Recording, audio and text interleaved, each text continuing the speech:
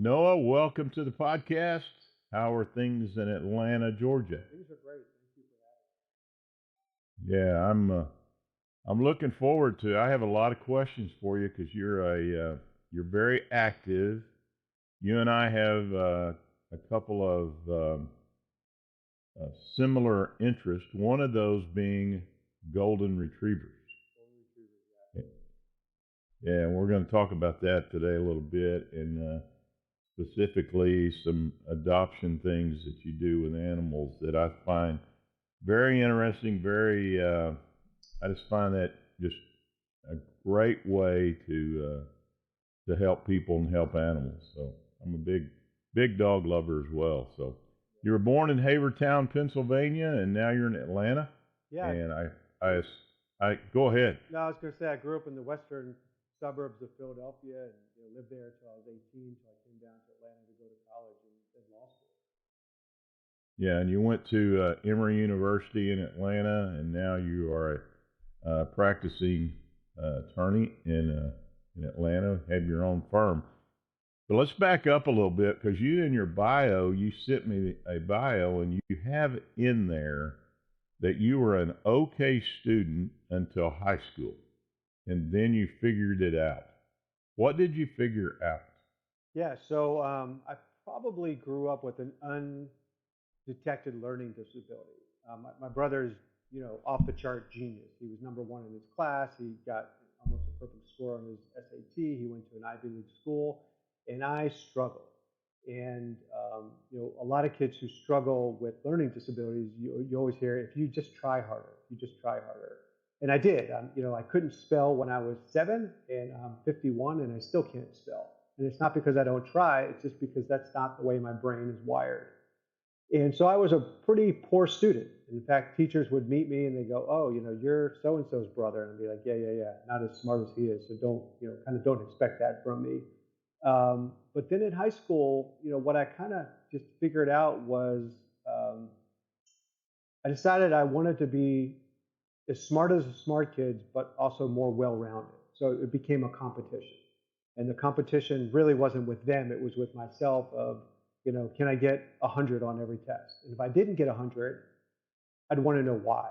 And people were like, well, you got a 98, isn't that good enough? I'm like, yeah, sure, but I want to know the 2 points that I missed and why. And it wasn't because the grades were so important necessarily, that was the way kind of my brain functioned of, let me figure out how to get all the points next time.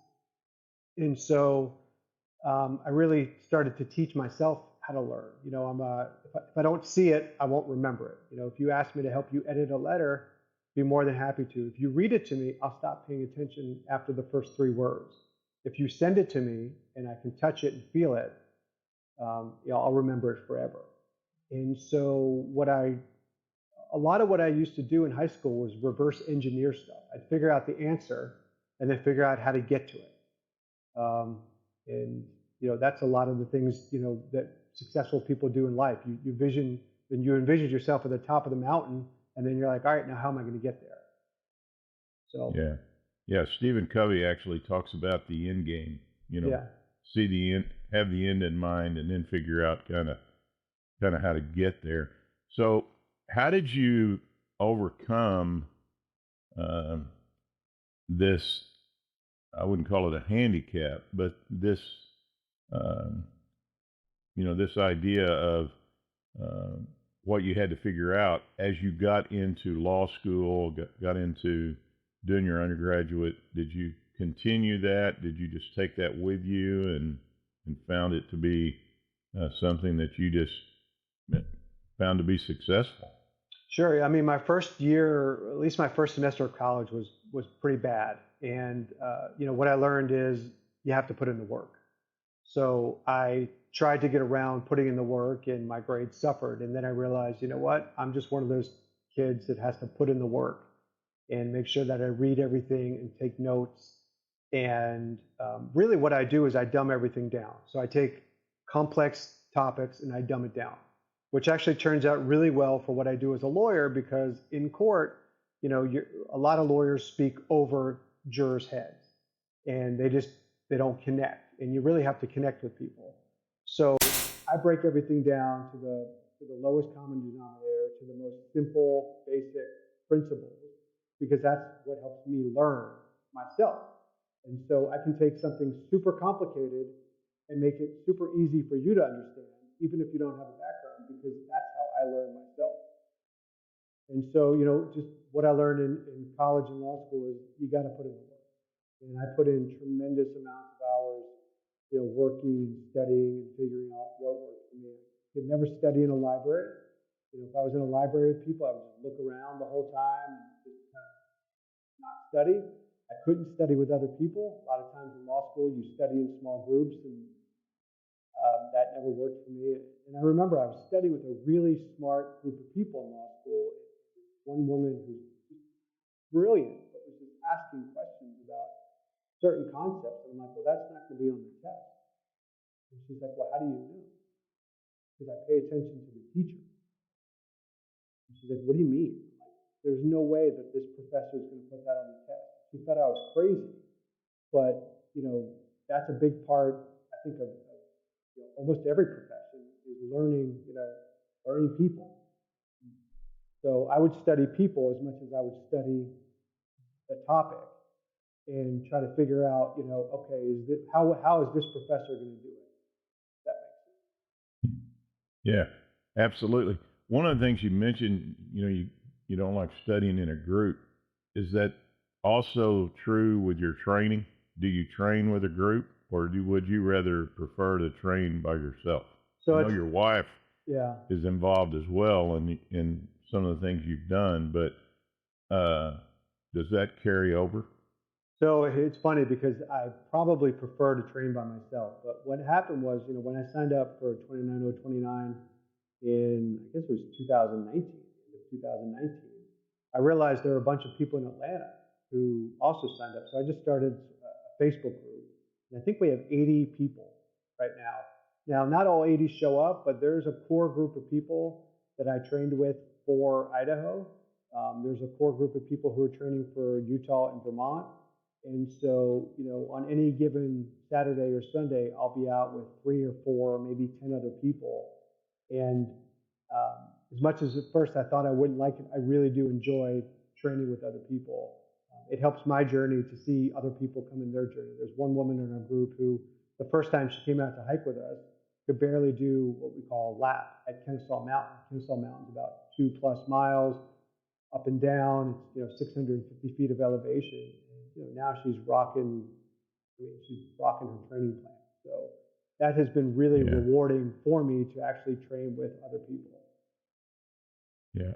We're going to get into how you train for 29029 and kind of what time commitment and time management and all that here in a minute. But I want to go back to your early law years. You spent 7.5 years as a prosecutor.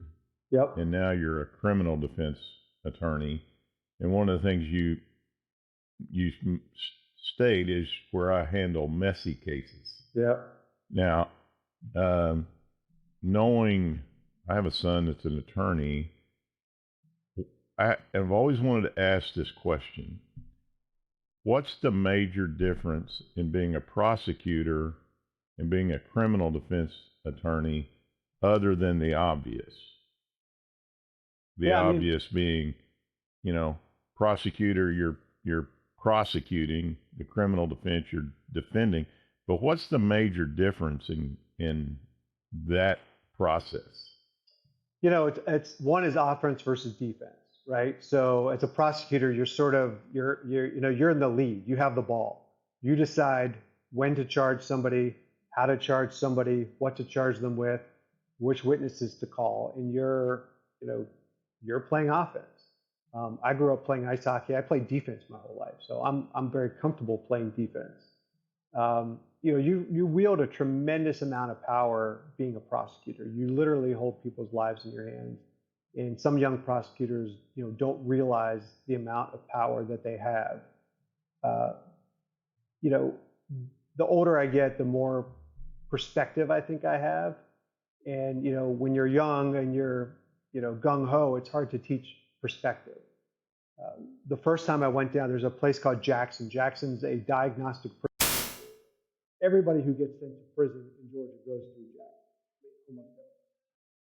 And I sent lots of people to prison. I prosecuted child molesters. I think I tried 14 cases in the last 6 months before I left. I sent 20 people to prison for 20 years or more the year before. And I went down to Jackson's prison for the first time as a criminal defense lawyer. It was pretty intense.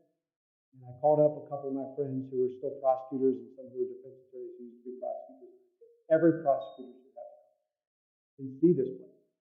Before you send somebody to prison, you should have to see where you're going to send them. Because it would have given me a little bit of a different perspective of, does this person deserve to be? Yeah. Does being a prosecutor, did you have to work on your not becoming cynical about people? It's hard. I'm very cynical of people in general. My wife would say that all the time. She's like, "You're so cynical." I'm like, "But I'm right most of the time." But you do have to learn how to take a step back, and that's one of the things I have to do as a criminal defense lawyer is to teach these prosecutors, "Hey, I know this is what you're thinking, but let me show you something else." And you do become jaded, obviously, in what you do. You've heard excuses all the time, but you try to do it with an open mind. I would always sit and talk to, if a criminal defense lawyer said, "I want to sit down and talk with you and bring my client," I'd be like, "Okay, I can't tell you how many times I say to a prosecutor, 'Let me bring my client to you.' They go, 'I don't want to hear it.'" Okay, like why would you not? I'm opening up the playbook. If we have to try this case, and they just won't do it. So that's the hard part. Yeah. Now, do you feel like as a defense attorney, it's almost a form of service that you're performing for individuals, or do you look at it strictly from a standpoint of everyone is entitled to a defense, or do you look at it? And I've always wanted to ask a criminal defense attorney this, and I could talk to you all day about our situation in America today and race relations and that sort of thing, but I'm not going to. But how do you now, what you're doing now, when you say sometimes your cases get messy, how do you look at the individual that you're defending as a person, not as a client and not as someone who may be guilty? Yeah, so but they're a person. I tell people all the time, defending guilty people, they're like, "How is it hard defending guilty people?" Defending guilty people is easy. It's the easiest thing in the world because you're trying a lot of times for mitigation, right? Your client did something wrong and you're trying to mitigate the damage. Defending somebody who you think is truly innocent is the hardest thing in the world. I would imagine so. It is very difficult. So, sometimes you're there for vindication. I didn't do this. And sometimes you're there for mitigation, which is, I did it, but I don't deserve, this harsh punishment. Everybody, and I'll take away the sociopathic people. So I probably have represented 10, 15 truly sociopathic people. Let's take them out of the equation because those people are just sociopathic. Right. Everybody is, somebody's grandson or somebody's granddaughter or somebody's son or somebody's daughter. And, I remember this young kid I represented who got, involved in this case. It was an armed robbery, and he was with somebody who robbed somebody with a gun. He was a teenager. They try teenagers as adults here. And his mom gave me some stuff it was actually his grandma. His grandma raised him, but he called her mom. So she gave me some stuff for the bond. And it was a picture of him as a little boy, like rounding third base, playing Little League. And that's how she's always going to see her son, as that little boy. And so, there are easier ways to make money than what I do. And what I do is very, very stressful at times. And there's times where I'm like, I'm done. I've had enough. I can make more money doing civil cases that we handle in the office. I'll just go do that. Pressure.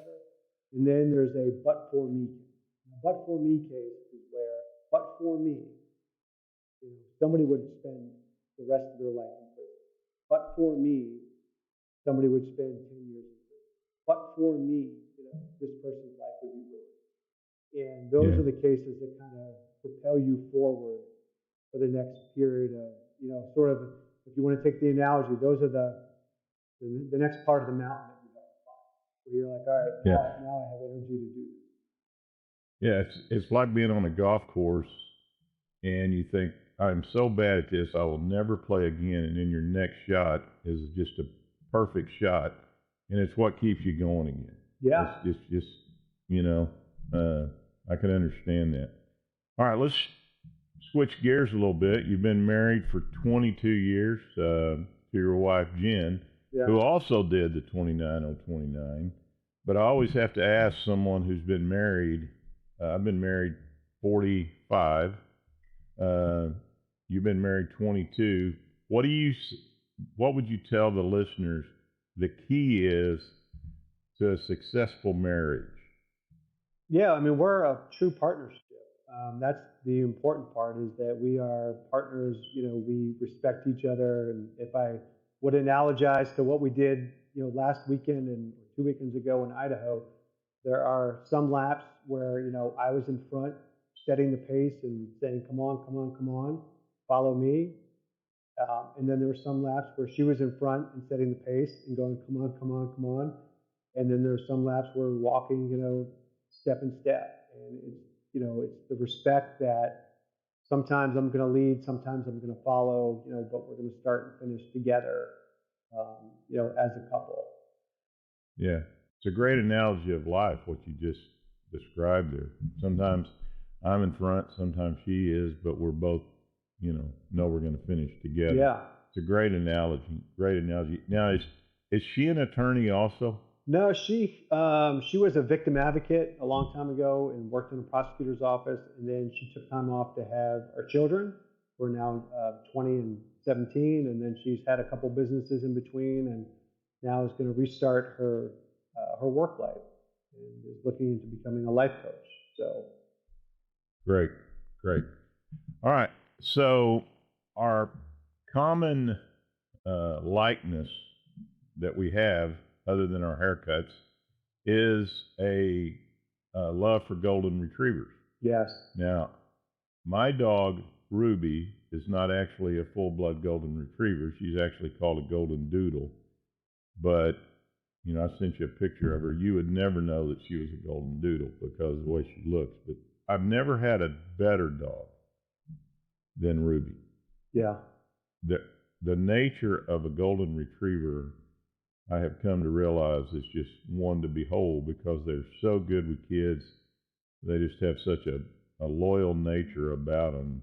And so how did you get involved with, I know you got your first golden retriever when you were in college, and you have adopted a couple of other dogs, but have you always had a love for dogs? So yeah, I've always wanted a dog. My parents never let me have one because they said I went to summer camp and who would be there to take care of the dog. So as soon as I had the opportunity in college, I got a dog in college, which a lot of people don't do. It actually helped ground me and center me and make sure that I was home and gave me a sense of responsibility. So Jake was my college dog, law school dog. I mean, I would take him to class. I would take him everywhere. And he actually was there when I think both my kids were born. He was at the end of his life, but was there at least in the beginning, and then unfortunately passed. And maybe 6 months to a year later, somebody had a dog, a golden, that they couldn't keep. And I'm like, I always have to have another golden retriever. We had another dog, but I'm like, I have to have a golden because they're just the most special dogs. So we adopted a dog named Samson, and he was my kid's dog really growing up. And then unfortunately, in the beginning of 2020, he passed. He had a mass that just kind of erupted, and it really kind of crushed the family and my son, who was 19 at the time, or 18, one of the two, and it really kind of hit him hard. And he said, "Hey, I want, I think I'm ready for a dog." And we talked about it, and a lot of responsibility to have a dog in college, and we talked about that. The pandemic was really the perfect time to do that. So we got what I call my grand dog, Hank, in probably March 2020. We raised them as a family. It was kind of great. We were all home, so all four of them, nobody was leaving their house back then, and we all spent the time and raised them. So I know the pandemic was horrible for a lot of people and caused job loss and death, and that's the bad part. But there were good parts of it, and the good part was we all spent time together and raised this puppy. And my son's college is only about an hour and change away. Whenever he wants a break, I'll go pick up Hank and bring him home. I kept saying to my wife, I kind of need another goal. We have two other dogs, but I really need a goal. And we had put in an application with Adopt a Gold in Atlanta, which is the largest nonprofit organization in the Southeast that is dedicated to golden retrievers. They just find homes for golden retrievers. We had our application in and, asked about certain dogs, and then all of a sudden, somebody contacted me and said, hey, we have a dog. We have a China dog. And so they have dogs that they get domestically. They have turkey dogs. And turkey dogs are dogs from Turkey that roam the streets of Turkey. And I know a lot of people have turkey dogs. And so Adopt a Golden gets them over from Turkey and adopts them out. I thought the China dogs were the same. I thought they were just dogs that roamed the streets of China, and they had too many dogs, and they brought them in. And when I first met Remy, whose name was something different, I said something, and they're like, well, no, she's from a meat farm. What? And they're like, yeah, meat farm. I'm like, meat, like meat as in eat? And they're like, yep, they eat dogs. And Remy, along with maybe 60 other dogs, were rescued by China Rescue Dog, is the organization that actually coordinates bringing them into the United States. And then they're given out to all these adoption agencies. And I just couldn't believe it. I just couldn't believe that somebody would want to eat any dog. I mean, any dog in general, but such a beautiful, beautiful animal. Such an intelligent animal as Remy. How do they go about getting these dogs as far as, do they have to pay for them? Because if they're using them for a food source, they probably don't want to give them up. They basically go and buy them, from the people who are going to sell them to the farm, and they just give them a little bit more money than they would have gotten selling them to the farm. It costs about $3,000 to bring each dog into the United States, and I don't know how much goes to the transportation. I don't know how much goes to the vets and how much goes to actually buying them from the people who sell them. But that's how they get them. They just buy them. Yeah. So that's where and I know when you did 29029 that we're going to get into here in just a minute, I know you were raising money for the China adoption. And so, and I'll put a link on the podcast as to how people can get in touch, maybe with you, or how they can find out more about that. But it's amazing to me. I mean, what you just said. I'm like you. I can't even believe that. It's just hard for me to fathom how someone could take an animal like that and use it as a food source. Yeah. And even worse than that, the inhumane conditions that they're kept in. There's certain things about Remy that, we try to figure out, like, why does she do certain things? And then, we saw, unfortunately, some videos and some pictures. We have a dog crate. It's, 4 feet by 2 feet. It's huge. And we put her in there if we need to. Very rarely does she go in there, but she's still learning how to live in our house. Those stuff, 5 dogs in there, and they're just on top of each other, and it's just inhumane. It's in whatever the word inhumane is for animals. It's the conditions are just horrific, and I see these videos and one day I saw a video that broke my heart. And I'd already, with Adopt a Gold in Atlanta, I'd already actually sponsored the dog. After I got Remy, I was really touched. Said, hey, I want to sponsor bringing a dog over. You tell me how much it costs. I'm offering. So we did. But when I saw the videos from China Rescue Dog, I was like, I have to do something. And I hate, by the way, I hate asking. Never, ever post anything about money. I never ask for a donation. I don't like people. I will write the check normally myself, not to have to ask for money.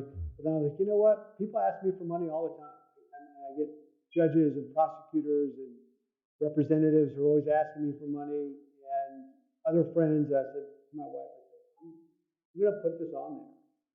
And I'm going to try to raise $5,000. We raised $6,000 in about 2 weeks. Yeah, which unbelievable. So I'm going to look. I'm interested in that. Our dog is 3 years old. Ruby's 3. We've had her since she was 8 weeks, and she was a litter of 12. And we wanted the runt. She's not a runt anymore, but absolutely a really, really great dog. So let's talk about 29029. Now, there's going to be people who are listening to this who are not going to have a clue what the number 29029 stands for. But let me back up. You make the statement that you've been active since you were a teenager, pretty active in sports and working out, but never ran a mile until you were 40. Okay? So I always have to ask, what changed at 40 that would cause you to think, okay, now I need to go out and do something a little bit more? Because I don't know how old you are now. I'm 51. really bad at 51. Yeah. Okay. So 11 years ago you started running, or you changed your workout pattern, you changed your diet. What did you do at the age of 40? That was the shift. Yeah, I think my wife had talked. She started doing like small triathlons and started running, and then we talked about doing a half marathon. And I was like, all right, well, I'll start. And I just hated running as a kid. I grew up playing ice hockey. My friends were like, oh, you should go play lacrosse. So I went out to one lacrosse practice, and all they do is run. I'm like, I'm not doing this. This is stupid. And I just never liked it. And so I started running when I was 40, not that much, but enough. And I realized, hey, when I need to kind of ramp up my fitness, running really will help you drop some weight. And so it definitely helped at times. And we did a half marathon, and then we did something else. And then through BYLR, I'm like, you know what? We need to start putting more things on the calendar. Let's put a 5K on the calendar. Let's put a half marathon on the calendar. Let's do a trail race. And in 2019, I think, was my year of yes. If you asked me to do something, I'd say yes. Do you want to? And I'd be like, yeah, let's do it. Unfortunately, in 2020, things got postponed, so you had to do things yourself. But all my 2020 got pushed off to 2021. So I have lots of things on my calendar this year that were on my calendar last year. And we're going to talk about what your goal is for 2021, which I think is amazing. It's actually motivated me to maybe look at some things to do for the rest of this year myself. When I read that the other day, that's what I thought. I thought, okay, I need to be a little bit more specific with what I want to get done. Yeah. So 29029. Explain to the listener what that is. Sure. That's the height of Mount Everest. And so Jesse Itzler and Mark Hudelek and Colin O'Brady, Jesse Itzler is the founder of BYLR. Mark Hudelek is a great entrepreneur. Colin O'Brady is the guy who went across Antarctica and just climbed Everest recently with his wife. They created an event that is for the everyday person. It's not technical. You don't need any skill. You just got to learn how to walk. And so what they do is they rent out a ski mountain. Now there's 3. One's in Idaho, one's in Vermont, one's in Utah. And you climb up the ski mountain and then take the gondola down until you've done 29,029 vertical feet. So in Idaho, it was 15 laps up Baldy Mountain, which is a very steep. very hot in Twin Valley, Idaho. Each lap was a little bit less than 2,000 vertical feet. It was, I think, 1.6 miles, which isn't that far, but you're gaining a lot of feet every mile. Utah, I believe, is 13 laps, a little bit longer of a course, and Vermont, 17 laps, so it's a little bit shorter of a course. And it seems kind of easy. You're like, how hard can that be? It is the hardest thing that I've ever done. And I'm in the best shape of my life. So physically, I was trained. Mentally, it was very, very difficult to realize, I've got 12 more laps to do. I'm really hot. It is really tiring. And, there are times where you're taking 10 steps and resting. 10 steps and resting. And you did this. Your wife did it as well. Yeah. And I asked you before we got started, and I'll share this. I asked you before just a simple question that I have to have answered in my mind. Was it hard? Yeah. And you said it was very hard. It was hard. And when you Google 29029, you can look at YouTube videos and things like that. It looks difficult, but it doesn't look like it would just be that difficult, that hard. Like I say, you can walk up and down a mountain a few times. It's hard, but do it. So a couple things, let me say, you have 36 hours to complete it, start to finish, whether you rest or don't rest. We rested a few times. We took 31 hours. It's one of those things, it's not a race. So it's almost more impressive the longer it takes rather than the shorter it takes. Some people did it. I mean, there were two people who were incredible who did it in like 14 plus hours. They're just off the chain professional athletes. Most people were in the 20s to 30 hours. And it was really difficult because it was really steep. It was steeper than I thought.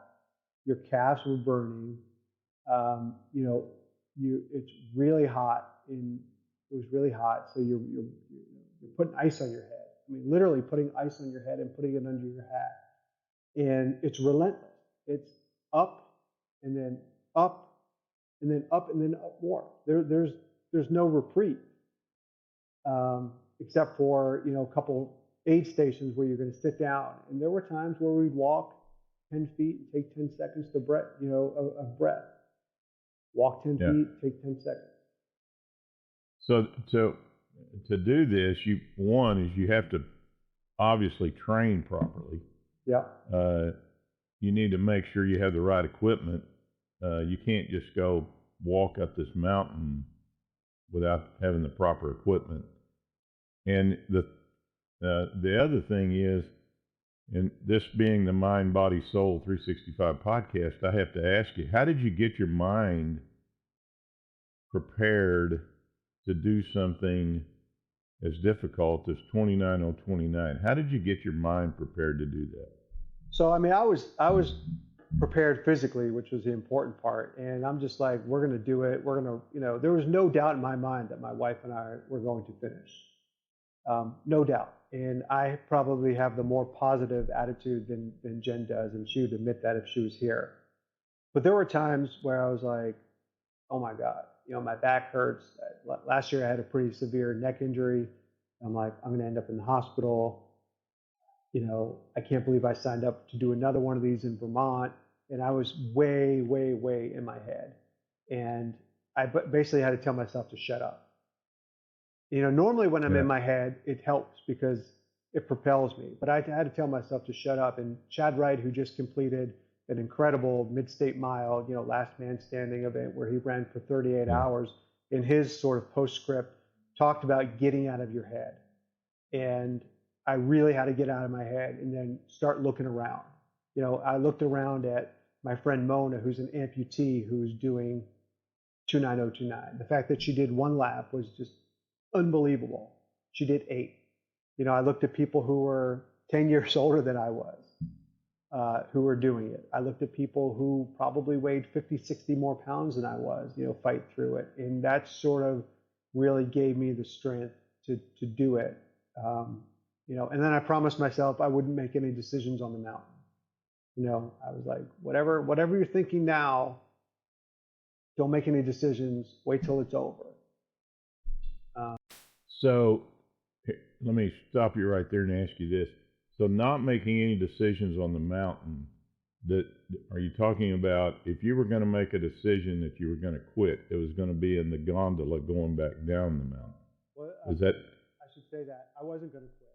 The only, like, I was thinking, like, why did I sign up for Vermont? I can't do Vermont in 15 weeks, 16 weeks after this. I'm going to defer it till next year. I think, you know what? Stop. We'll talk about that when you're done. The quitting part wasn't on the table. And there was a part where something I ate or drank didn't agree with me, and it was tough. But it's like, look, I know I have enough time. I'm going to finish. That was really not finishing was not an option unless they had to take me off the mountain because I had a medical emergency. what makes a person not what makes a person say I'm not going to quit? Is it just self pride, or is it the idea that I signed up for this, I'm not gonna I'm gonna finish, or is it something deeper than You know, that? Is it a competition thing? I don't know that it's a competition. It's just so easy. It's easy to quit. Quitting's the easy part. And I just wasn't gonna, just because it was hard, I wasn't gonna be like, I quit. I kind of realized the sense of accomplishment I'd had when I was done. Um, Yeah, and I wanted to, I wanted to finish it. I wanted to finish it for me to prove that I could do it. Um, you know, I normally don't post stuff before I. It was interesting. Another person, I think, who was one of the trainers. No, she wasn't a trainer. She was a participant. She said, "I normally don't post stuff before I do it. I only post it after, kind of like to show that I've done it, but not have that kind of embarrassment, I guess, if she didn't do it." And what I learned there was, you know, a lot of people in the beginning were like, "I'm done." And I said, "Well, first of all, you just did 3 laps. You just did 6,000 feet. Name one, besides people here, name one person who would just go climb 6,000 feet." And they're like, "I can't." I'm like, "Well, good. And you've accomplished it. Now, suck it up and do another one." And so, talking to those people, I think also gave me strength. Like if I'm telling you, Tim, you got to go do another lap, well, then I have to go do another yeah, lap, right? yeah, yeah, yeah. You're not gonna tell somebody to do something that you're not gonna do yourself. Right. And when's the next chance you're going to have to go do this with like 200 plus like-minded people who all we're trying to do is climb them? There was a woman there who just finished chemo. I think she did 5 laps. She just finished Yeah, chemo. I mean, yeah, how incredible is that? yeah. And people have to understand that we're talking about a mountain, not a hill, not a. I mean, this was a mountain that you were going up. One part of it you called the wall, which Yeah. was really steep. Uh, so it is something that uh, was harder than it looks. I'll just say that. I know that, and that's why I wanted to have you on here. I wanted to talk to somebody who had actually done it. But what was the feeling like? I know they have a board that you brand your they put the brand in each one of those squares, and Yep. as you get further up, what was the feeling like when you and your wife both got to the top and you put that brand in? What feeling did you have? A feeling of accomplishment, or did you have a feeling of, oh, I'm glad this is over, or all of the above? No, I mean, definitely a feeling of accomplishment. I think I cried at the top. I probably cried 5 times since then. Just, it's an overwhelming emotional journey. Just to be like, holy crap, I did this. This is not easy. I think 59% of the people completed it. But everybody who did a lap earned the lap. I mean, there's no losers in this. If you didn't complete, Yeah, that you're not a loser. It's just, hey, you just, something happened, you didn't finish it. So I don't think I've ever felt so accomplished outside of work than, and the fact that we did it together. The fact that we started every Yeah. lap together and ended every lap together, and there's this wonderful announcer calling you who makes you feel like, you're part of the family. And every time she'd say the pines are here, the pines are going up, and it just makes you feel good. Yeah. Did you sleep? We Did you slept take some time? maybe an hour, maybe 3 hours total. We slept on the floor of the lodge. We slept on the couch for about an hour, and then in the middle of the night, we slept on the floor at the lodge at the bottom for a couple hours. We didn't go back to our tents because we didn't want to get too comfortable. It's easy to get comfortable, and once you get comfortable, you don't want to go back out. Yeah. Yeah. Yeah. So we kept it to a minimum. Yeah. And that just goes into the planning, I guess, beforehand, knowing that that's going to happen. The other part is the nutrition part, knowing what to eat during the race. So how did you train for a mountain? Because training for a marathon, I know how to do that. I know how to train for a sprint triathlon. You swim, ride your bike, and run. But how do you train for a mountain? So they give you a training plan, which is a lot of running, some cross training, and really the training plan gets you in cardio shape. My calves were not in shape. I mean, I was like, oh, you should add some calf work because my calves were destroyed. Most people don't have the chance to climb something that steep, in their backyard. We have like I said, we have Stone Mountain, which is about 20 minutes away. We have Kennesaw Mountain, which is about 20 minutes away.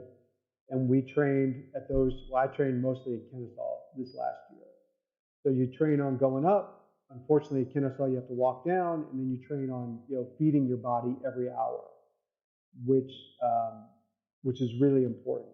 On the mountain, it was the first 5 laps was pretty easy, and we were eating and drinking. And then after that, it got really hard. If something didn't agree with me, I didn't want to eat, and I knew that I had to eat. You have to drink. I mean, there's some people who don't carry water, which is crazy. There was one guy I talked to who, after 4 laps, he's like, "Have you peed yet?" I'm like, "Pee every lap. If you haven't peed, you're in trouble." He's like, "No, I'm drinking." And the next thing you know, he's down for the count for a little bit because he's dehydrated. Yeah. And so that was definitely difficult. And there were some laps where I didn't want to eat, and then when I took a nap and kind of woke up and I was hungry, I was happy again. And by the way, I've eaten more calories, I think, in the last week than I have in months. I've just been really, really hungry after the event. Yeah. I remember the first marathon. It's interesting you say that because I remember the first marathon I ran. After the marathon, the next day, I was a superintendent, and I went to my job, went to school. We had a meeting that me and the coaches had to go to. I had to have them stop 2 or 3 different times for me to get something to eat. I could not get enough calories in me, and it was that way for the whole week after the marathon. Yeah.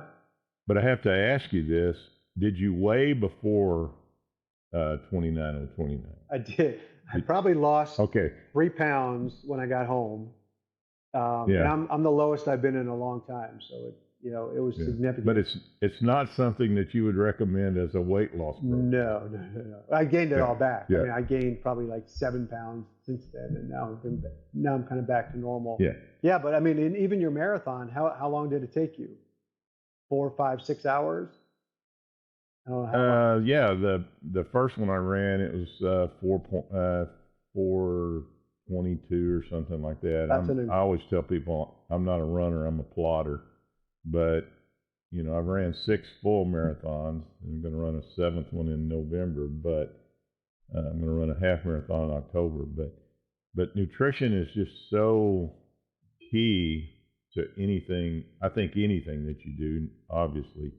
And I want to ask you, before we get into what you're doing this year, how important is nutrition in your life now as opposed to before?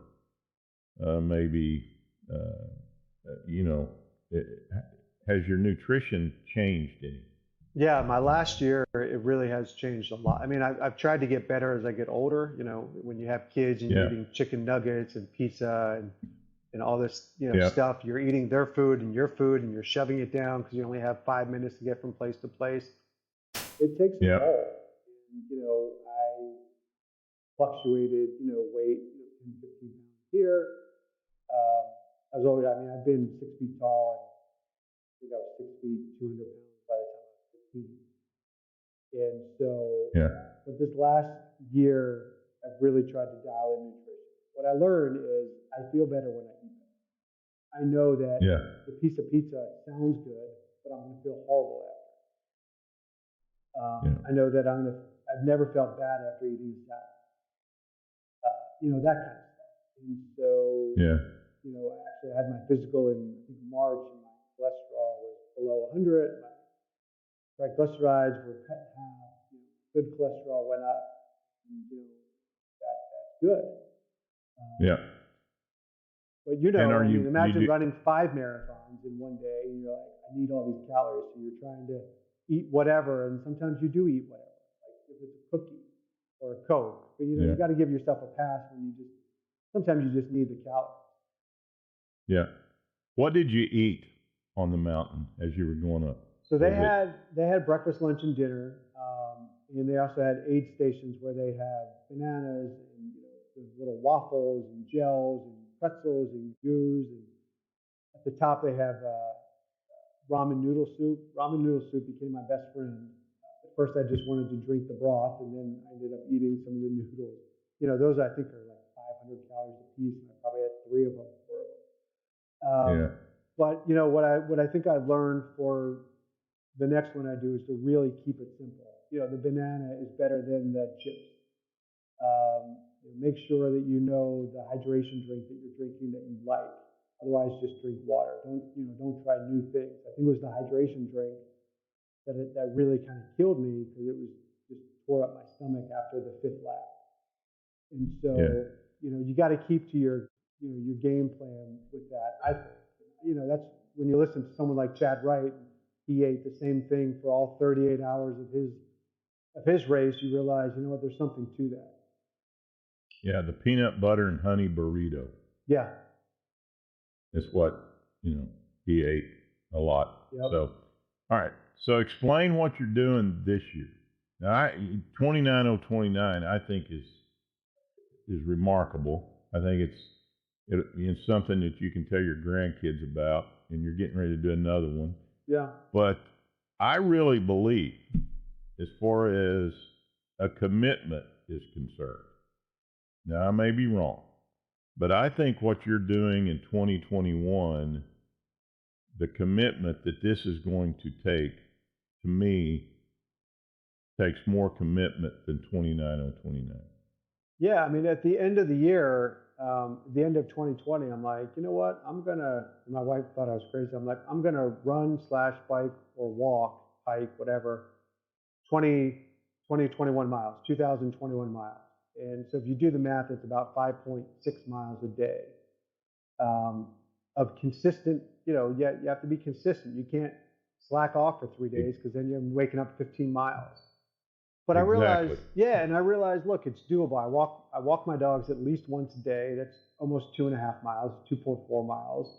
And I'll do something on top of that. And then once or twice a week, I'll do a Peloton class, on a bike. And if I need to make up miles, I can do 18 miles in an hour, or I can do 9 miles in a half hour.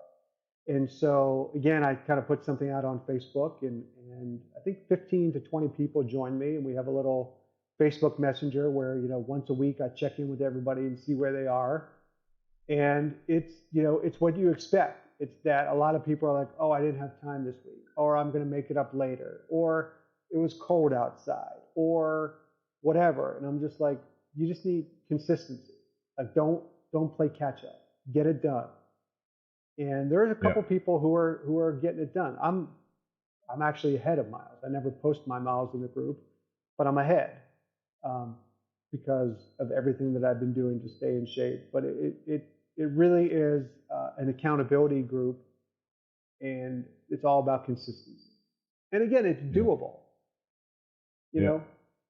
Well, the consistency and the idea of don't allow yourself an excuse.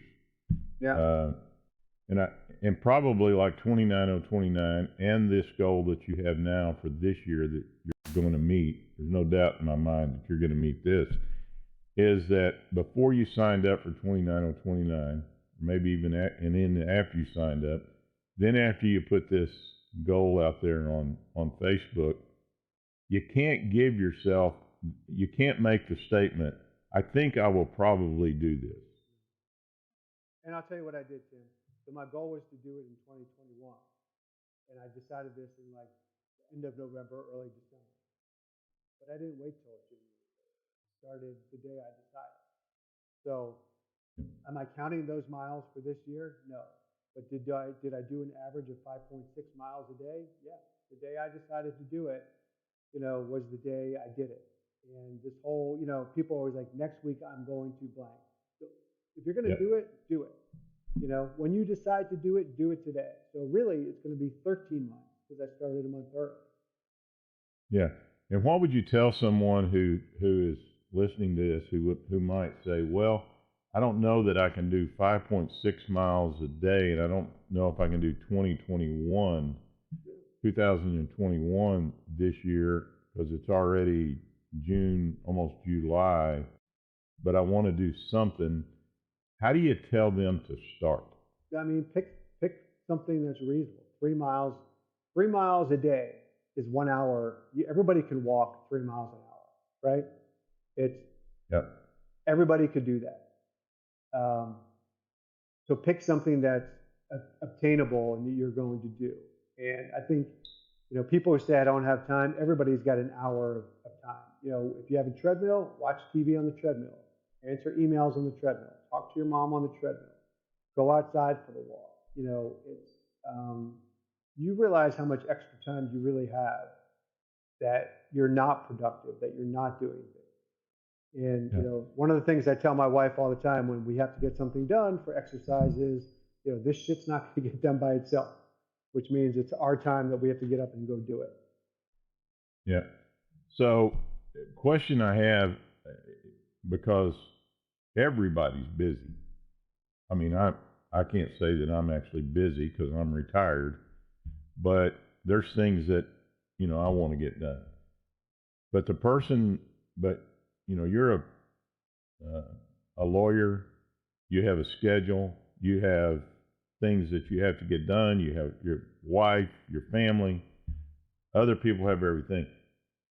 What's your time management key that you could give people as to how to get 5.6 miles a day done? What's your key to your time management?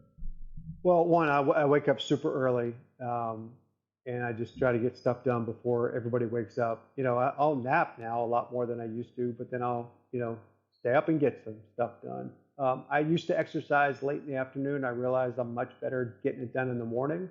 So that's when I do things. I do them in the morning. I wake up, I'll go knock out something, walk the dog, whatever it is.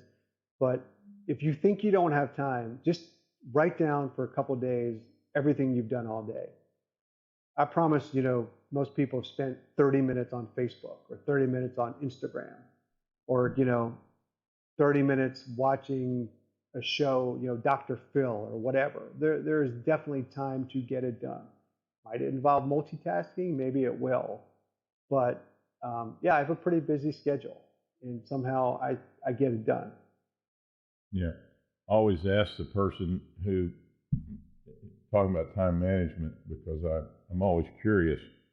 Are you old school or are you new school when it comes to how you keep your schedule? Do you write it down in a book or you do it on the phone, computer? All on my phone. Everything's on your phone. Everything's on my phone. If it's not on my phone, it doesn't exist. So everything's on my phone. Attorneys are like that, aren't they? I need to have it wherever I am. It syncs between every device that I have. So if I'm at my home computer, if I'm on my office computer, if I'm on my phone, I know what's going on, and it follows me wherever I am. So I'm a big phone guy when it comes to that. Yeah. My son, the attorney, is a big phone guy. I understand that now. So I have to ask you this question. How do you care How do you take care of your mind? Um, that's super important. I think it's important to take, one, there's a lot of gratitude. You wake up in the morning, you're like, it's a beautiful day. You got to, you have to have gratitude for the things that are good in life. There's lots of bad things. We all know that. If you don't have gratitude for the good ones, then you're not living it. As much as sometimes it stinks for me to drive from place to place to place to go, I might drive 2 hours for 10 minutes in court. As I'm driving by the guys who are doing construction on the highway, who are, it's 100 degrees or 30 degrees, it's raining. They don't have a place to go to the bathroom. They don't have a car. They don't have those things that you and I take, for granted. So gratitude is one. I definitely take mental health breaks whenever possible, whether that's a podcast or music or something I want to do. Sometimes I just sit there and just enjoy it. My dogs definitely help. Walking the dog is more for my mind than anything else. That's how I think. So I do my best thinking while walking. So I don't even think of walking the dog as exercise. I just think of it as this is my time for relaxation. And I don't. People in the neighborhood, I don't normally stop and talk with them. The walk is for me. And so you got to take those things that are for you. Some people, that's a cup of coffee and the newspaper, or sitting by a river or an ocean, or whatever makes you sort of feel comfortable. Yeah, and it's so important that you take those mental breaks to kind of declutter the mind, clean it out, understand kind of where you're headed. So, where do you get your inner strength? That strength that comes from inside. That's a good question. That's why I do a podcast. Yeah. I think of myself as very lucky, and I live a good life, and I realize that, and so that kind of helps me. I think most people feel better when they're helping other people, and that's a lot what I do with my work, and when we train with people, all that, anything. If I had one little bit of helping one person in their life, or even one person in 29029, get on top and finish the mountain. How great is that I had a little piece of that. So that's, I think, where I get my most energy comes from helping other people and being creative. That doesn't mean my days are full of joy. There's some days where I'm like, I can't, I'm talking to people and I want to bang my head against the wall. And then you just got to take a step back and, try to focus on the good stuff. Yeah. And that's where, your family, being grounded with your family, being grounded with, even your dogs help you, stay grounded and that sort of thing. And I just think that's important. And I just think that everybody has to be able to, I call it, go to the mountaintop. Yeah. And spend some time there, just getting things kind of figured out and uncluttered, and looking for that inner strength. I get my inner strength through God and Scripture and study, and I understand that not everybody does that, but I think everybody has to have a place. I'm a firm believer in God, and that's where I get my inner strength. So I'm always wanting to know where people get their inner strength. Yeah. So what? We're going to bring this podcast kind of to a close. I have one final question. This being the 365 podcast, do you work out every day? I've been, I've never followed a training plan before in my life, but I did follow the 20 weeks of training for 29029. Took a good part of last week off just to recover, and I'm back at it today with stuff. So I try to walk 7 days a week, and I try to work out on top of that, 4 to 5. Again, but listening to your body, not overdoing it. So that's the key. Yeah, and I find that I feel better when I do something. I don't feel better when I'm starting it necessarily. taking those first Yeah. couple steps on the treadmill to run and knowing, hey, I'm going to go run for 50 minutes. That's the hard finishing. And by the way, my goal at some point is to run a marathon because I've never done that yet. I figure I'll be in the best shape to do that sometime in 2021, after training so much. So hopefully sometime November, December, maybe January at the latest, I will have a marathon on my I ran my first one when I was 55. Yeah. And that was after I had lost 127 pounds. Wow. And I was actually watching The Biggest Loser on TV, and they were training for a marathon, and I said, that's what I'm going to do. And so my wife thought I was crazy, but I did it, and I've done 6 fulls and a whole bunch of halves. Running a marathon the key is following the training program, which you've already done. So I highly recommend it. And Oklahoma City has a great marathon. If you've ever been to Oklahoma City, and it's the Memorial Marathon. It centers around the bombing memorial. Okay. It's a great marathon. It's not real difficult. It's pretty flat. The only challenge usually is the weather. It's either real cold or hot and humid, but there's usually never an in-between. What time of year is it? It's in April. It's always the end of April. This year it's in October because they moved everything because of COVID.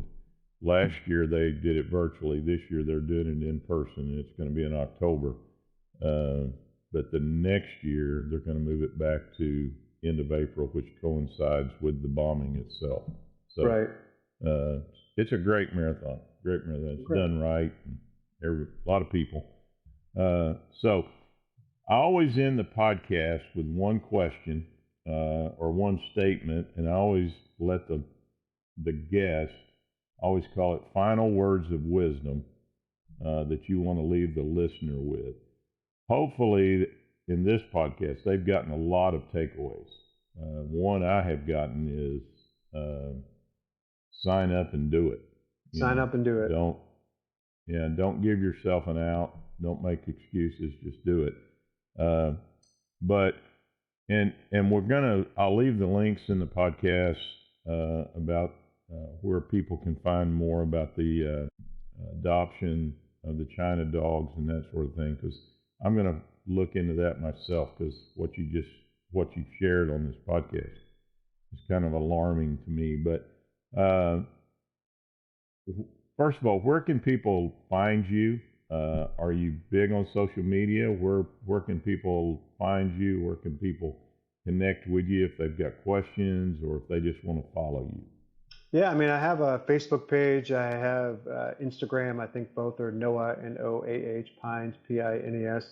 It's funny because at 29029, everyone's like, "Oh, you're Noah," and my wife's like, "How do these people know you?" I'm like, I don't know. I guess because I would post some stuff in BYLR every once in a while, but it was kind of weird, honestly, because I'm probably more of an introvert than most people would expect. But those are good ways to reach me, or just email me, Noah, Noah, Pines, Pines, at Ross, ROSS, and AND, Pines, Pines.com. Yeah, and I'll put those in the show notes. Yeah, that'll be published, and this will go out this Friday. Let's see, what's today? Today's Monday. Yeah, we'll go out this Friday, which is July the 2nd. This podcast will be published. But so we end the podcast with final words of wisdom from Noah Pines. I mean, I don't really know that I have final words of wisdom. Do I? Do I qualify to give out wisdom to people? I mean, maybe. I guess I do.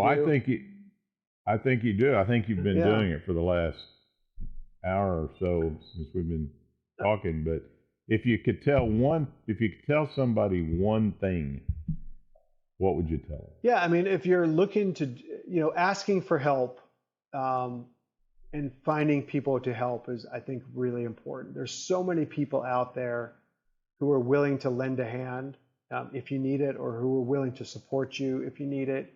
And so many people, I think, are scared to do that. Finding, set up the Facebook group. I mean, it was just one of those things where my wife's like, "What are you doing?" I'm like, "I'm going to set up an Atlanta group and see who wants to train together." We have 80 people, who join the group, and a core group who train together. Does that mean that all 80 are going to come out? No. Do I want all 80 people to come out? No. But we have such an amazing core group of people who go out and train. It's worth it. Those are it's those things that you do and they're not all going to work. Sometimes you're going to put something out and it's going to fail. That's okay. Just do it again. I mean, I didn't. I was like, we're going to raise $5,000. And then I was like looking at the fundraiser. I'm like, man, there's no way we're going to raise 5,000. Not coming in. And then all of a sudden, people start donating more and more and more. And you're like, holy crap, I just raised $1,000 in 2 weeks. And everybody who did that is going to help save a dog, 2 dogs. You're literally going to save 2 dogs from being eaten. How amazing is that? And so, that is amazing. Yeah. Put yourself out there, ask for help somebody else. I think those are the important things. I'm so much of a better person, having trained with some of the people over the last year. And I think COVID actually helped my experience at 2 nights. I think it helped build those bonds, and watching my friends who I wouldn't have known otherwise, climb the mountain. That was the most rewarding part. I went up we finished at 1 o'clock. I was pretty tired, took a shower, and I went back up to the top. You can take the gondola to the top. There's no way I'd climb it again. And four of the last 6 people who finished on the mountain were Atlanta people. And so to see my friends come up, one got a red hat, which means that she finished, and the other 3 people finished whatever their last lap was. And I cried the whole time. But being a part of that was probably the most important part. Yeah. And I should have asked you this. When you first signed up for it, was there ever a doubt that you were going to finish? No. I mean, I'd already put that in my head that I would finish. And you had never done anything like this before? No, I mean, the longest thing I've ever done is a half marathon. I did a trail run, a 19-mile trail run that kind of destroyed my knee. But I've never climbed up a ski mountain, multiple times. Did you and your wife, did you talk about this a lot as before you did it and kind of knew, or was it just something that you both were training for and you knew that you were both going to get it? Or was this something that you talked about a lot, kind of talked about what might happen as the race went along? And I knew I was going to give you final words of wisdom, but these things are popping in my head as we're talking. We talked about it a lot, but I think I probably think about it and strategize more than she does. So sometimes she's probably like, stop talking about it. I'm like, oh no, but this is what we're going to do. And, that helps me know that I'm going to do it. When you see it in your mind, and I was like, oh yeah, what's going to happen is, I was like, yeah, I'm going to finish a lap before you, and then I'm going to come do the last lap with you again, which is just kind of a joke. In reality, she probably would finish before me and then come support me for a lap. But, that's sort of my mindset that helps me get through it. It's to run it through my head 1,000 times. And I don't know that she does that, which is fine. She's the one who's like in the middle of it. It's like, I just want to get this done. She's kind of like the horse that wants to run back to the barn at dinner time. Like, she's going to run through the trees as fast as she can because she's going to get back to that barn. So it's, our mindsets are different, but they're very complementary. Was there a lot of talking and conversation going on as you're climbing up the mountain? Maybe the first 3, I could imagine the first 3 or 4 laps, maybe after that, it starts to become work. Yeah.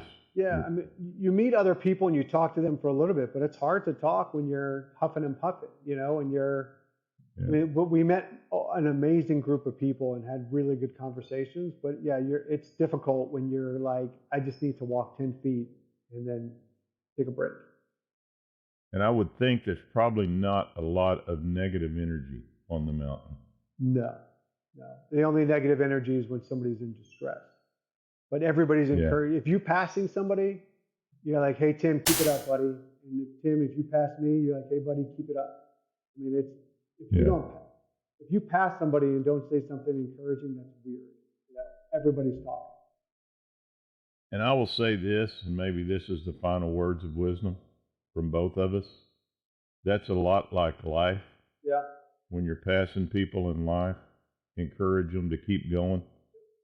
You know, and so you know, here's the thing about what you're talking about. You need to can this 29029 and use it as not a sermon. I would use it as a sermon. You can use it as just some motivation to a group of people. This is how life works. There are a lot of life lessons that I could analogize to being on the mountain. There were a couple of things that right after I was like, "Oh, this is just like being on the mountain." So I guess my last words of wisdom, Tim, are that you've talked about 29029. You're an endurance athlete because you've done marathons. So you just got to do it. You got to sign up, man. Sign-ups are in October, and so you got to get it on the books. You got to practice what you preach. You got to get it on the books. And who knows? You might be the oldest guy to get it done. I will definitely give that tremendous thought, and I will start saving my money to maybe get that done. Yeah, that's the key. So, Noah, I appreciate it so much. You've inspired me, man. That's all I can say. You've inspired me to leave here and get some stuff done that I know I need to get done. So, anyway, thanks for having me. I'm glad you came. Yeah, I'm glad you came on, and I will start. I'm going to follow you a little bit closer.